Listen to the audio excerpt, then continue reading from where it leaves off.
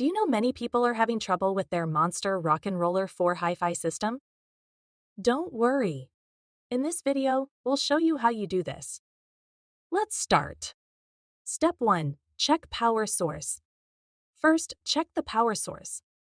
Make sure the AC power cable is securely connected to both the speaker and the power outlet.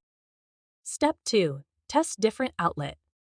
Next, test the speaker with a different power outlet to rule out any issues with the current one. Step 3. Inspect power cable.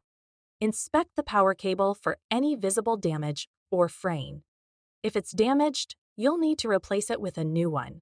Step 4. Reset the speaker. Reset the speaker by turning it off, unplugging it from the power source, waiting a few minutes, then plugging it back in and turning it on again.